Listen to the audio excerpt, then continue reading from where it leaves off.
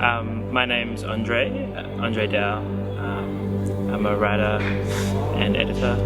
My name's Gillian Terzis. I'm a writer from Melbourne. Hi, my name is Ninda Daianti and I am a teacher at Ubud and also a writer. My name is Maggie Tiojakin. I come from Jakarta. I write novels, short stories, screenplays. I translate novels, classic novels, and I also do film subtitles and copywriter. We're starting in Jakarta, catching the train down to Yogyakarta, and then catching the train across to the very east of Java to Surabaya. Then we're flying from Surabaya to Denpasar to then go to Ubud. In terms of our cultural engagement in Indonesia, I think on a political level at least there's been very strong rhetoric suggesting that it's of paramount importance that we need Indonesia increasingly more, especially as we kind of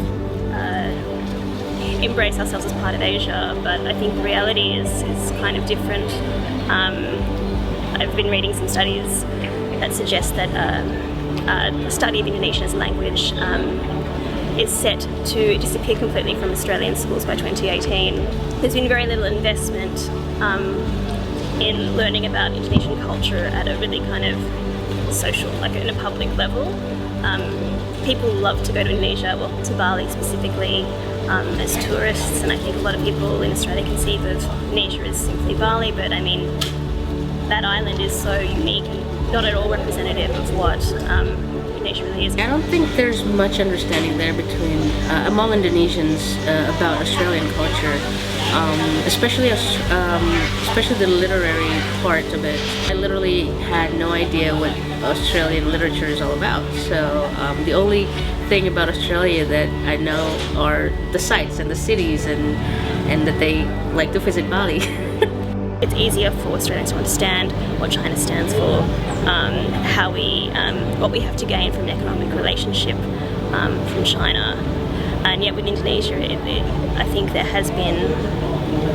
it's been harder for people to get their heads around this archipelago with thousands of islands and dialects and cultures and religions.